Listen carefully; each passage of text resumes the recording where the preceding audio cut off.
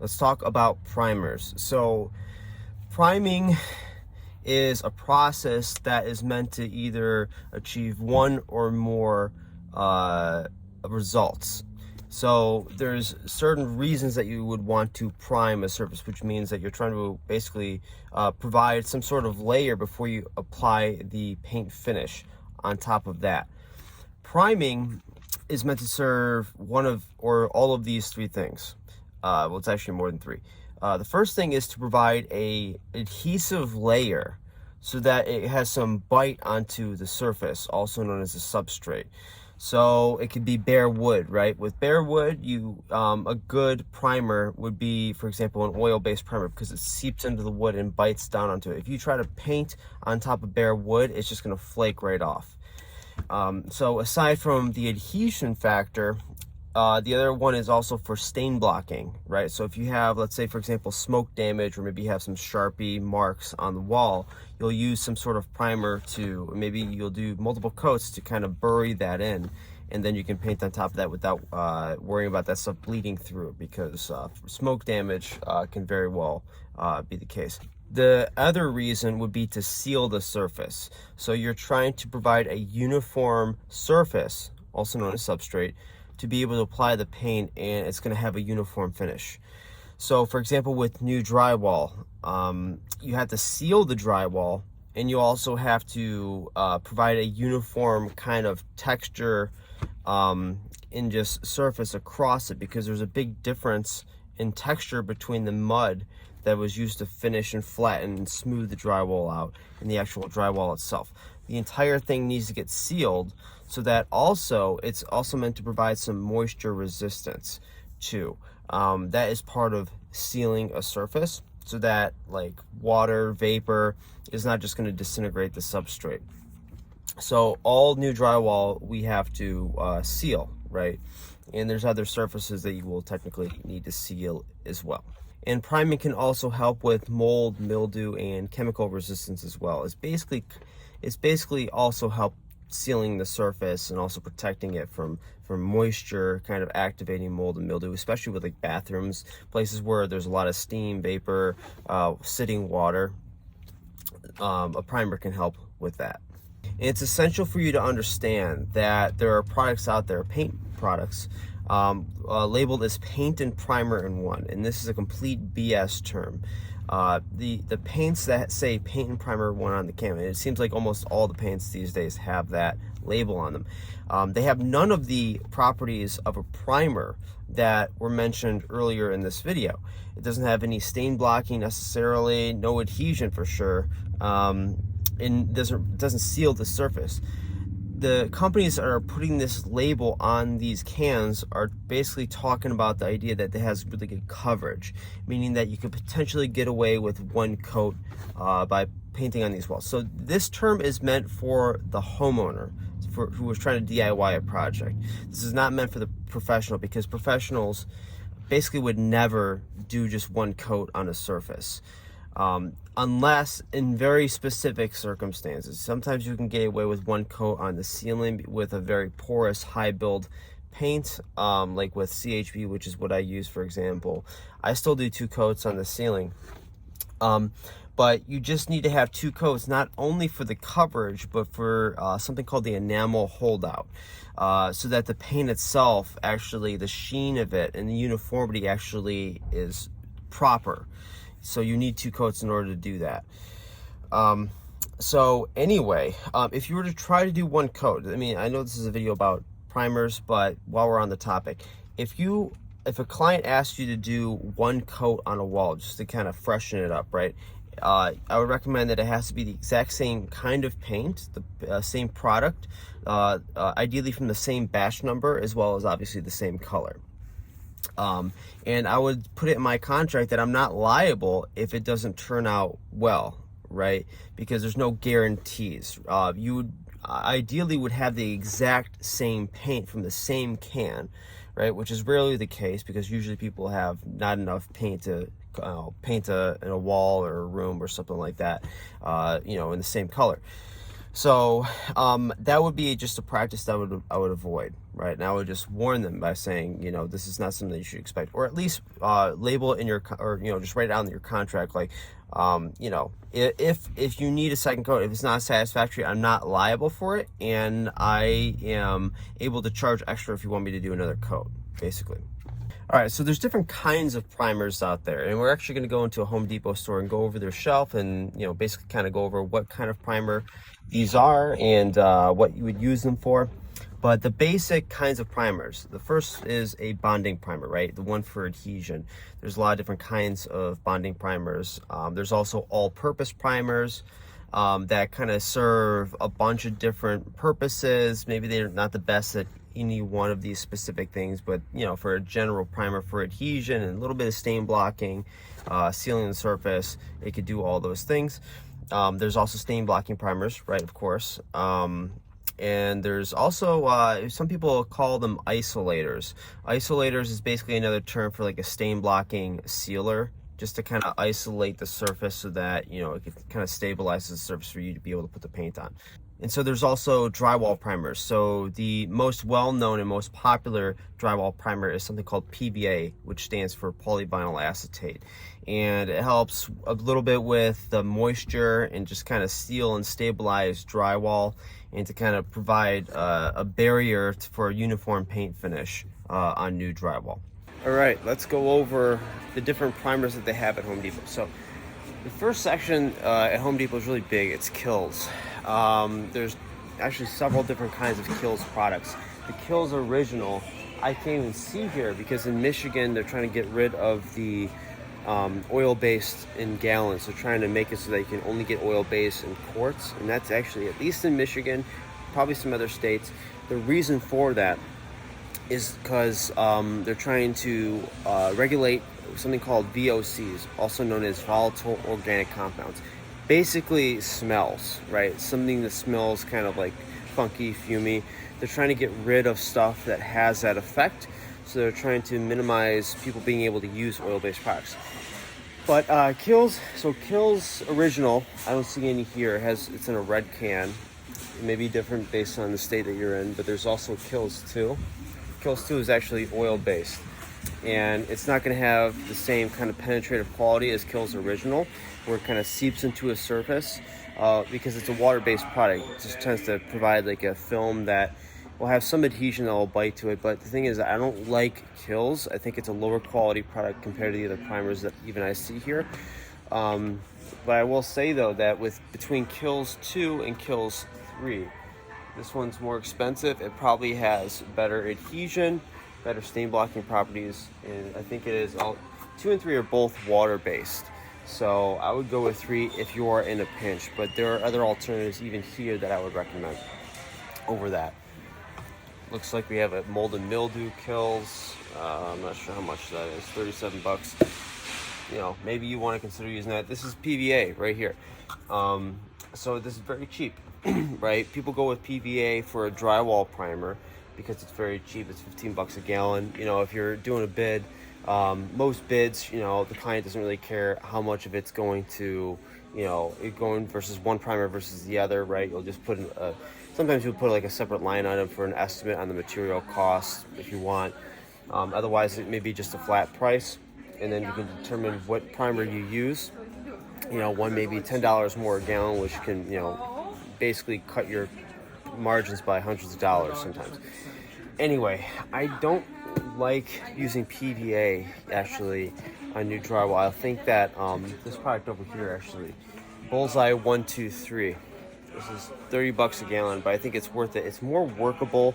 It sands better. It provides more bite to the surface, and it provides a more even texture between the drywall mud and the sheetrock when you're actually applying it. It's more of a full coat. This stuff right here is PVA. I had problems when I'm sanding it. It kind of like chips off and gets on the sanding pad, and it's just, I don't like it. It also doesn't really provide the best kind of uniform. Like, you want to roll it on really thick, and so that it really does not only seal, but the texture also kind of lays over the drywall mud and also the sheetrock, and it blends. It looks uniform. With PVA, it's much harder to do that. I've been on jobs where I would do a coat to kind of seal the difference in porosity between the sheetrock and the mud, and then I would do a second coat on top of that. It's a lot more work. It's not ideal, and you could probably get away better with just one coat, rolling on thick with this. So also you can spray. I mean, you can spray the drywall and roll 2 coats on top of that. That's also a viable option. You want to sand after you seal it. You definitely want to sand it before you actually apply the paint. So just keep that in mind. Oh, I was wrong. So we have Kilz Original here in the aerosol can. This has aerosol. This is what I'm talking about. So if you want to get an oil base that blocks some stains, you'd use this. I would honestly just go with a cover stain. Let's see if we have a cover stain here. This is better. But again, so you can actually see that they labeled it as the low VOC formula.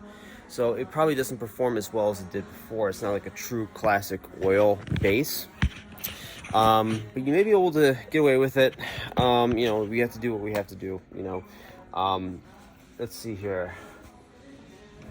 Okay, this is one of my favorite primers right here.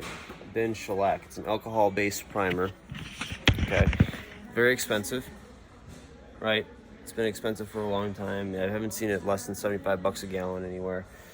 Actually, no, that's actually not it. It's like for a 5 gallon. It's $75 a gallon here. This is the best stain blocking primer that I know of. And it's alcohol based. It smells funky, just like oil. Oil based smells funky, by the way. I didn't mention that. And it dries super quickly. It's very sandable, right? And so you can get a smooth surface. It's kind of like really thin, and when you apply it, it's like you use up a lot of it, and it just kind of like evaporates, and it dries really quickly. It's like I said, for smoke damage, it's the absolute best product that I know of. And you can also prime wood with it, but you got to be careful because it tends to chip, right? It kind of, it's like, so basically the base of this is, it's interesting because so you have an alcohol-based base, and then they take shellac. Shellac is secretions from a bug, actually, that they extract off a tree, and they dissolve it and suspend it in the alcohol solution. And that's what forms the base of this primer, right? So that's why it works really well with wood, because it's actually extracted from basically a tree. So, but you can apply this, so it kind of like the shellac, you know, SHELLAK, right? It kind of feels like it performs, like it has a shell on top of it, right? So it feels like you can kind of glide your fingers across it, and it really does seal the surface really well. But the problem is that it tends to chip, right? So you don't want to use this on cabinets, for example. Cabinets are a whole different thing. So let's see here. I already did that.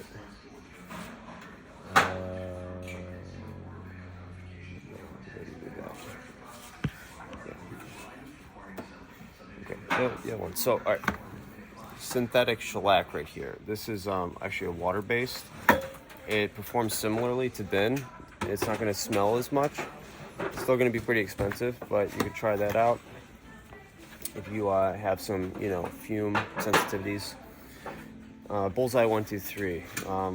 I talked about this already, but this is an all-purpose primer, so it has pretty good adhesion. It's blocks stains pretty well.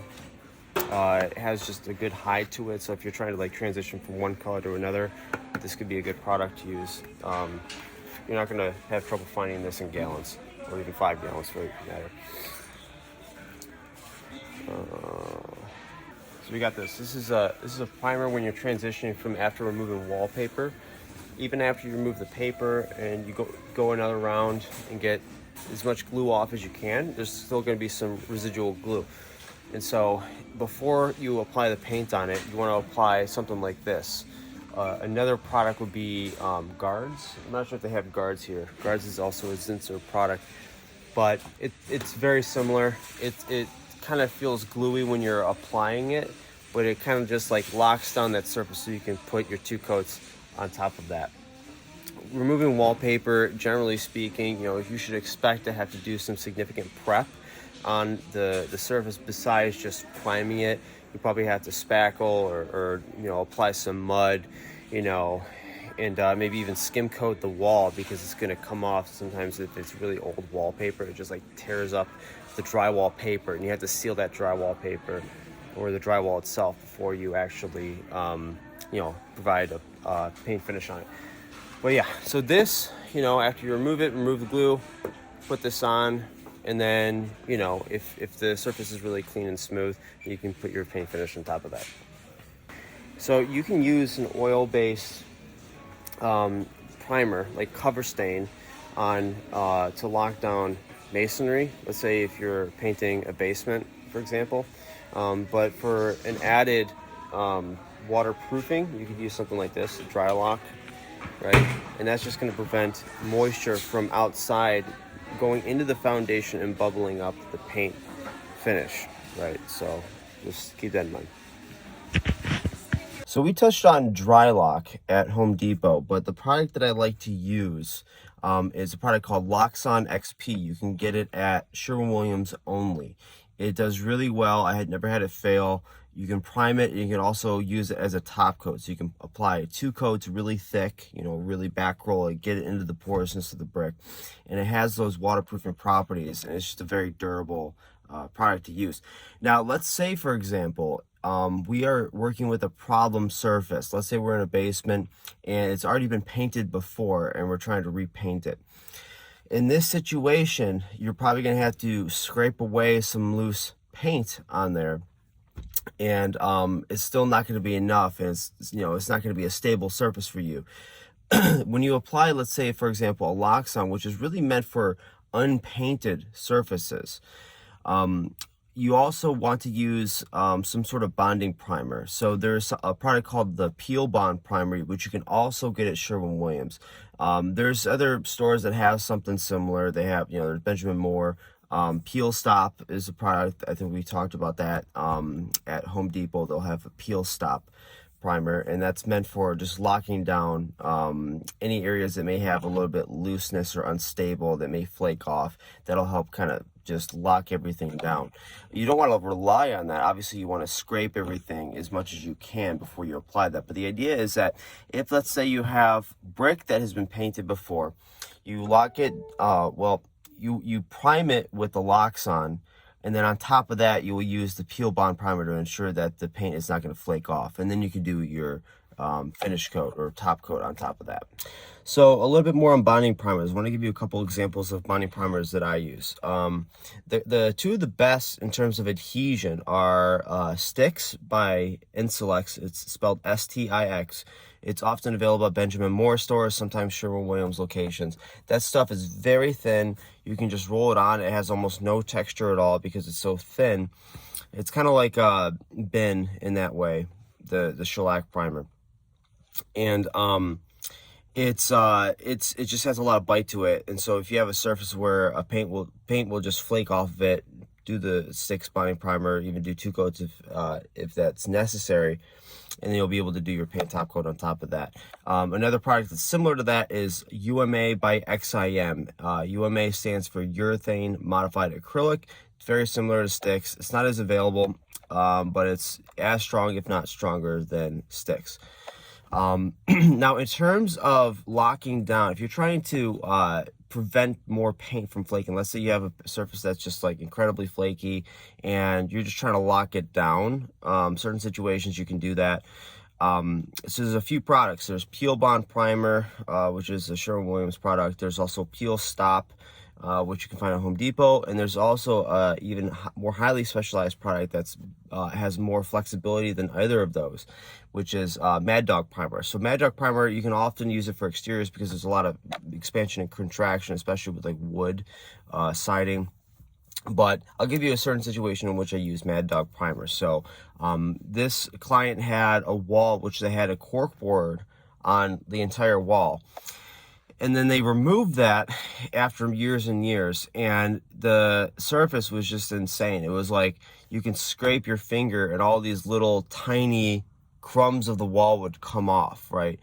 So there was no way for me to be able to stably paint that surface unless I did a lot of work on it. So what I did was I got a gallon of Mad Dog primer. I did 2 coats on that.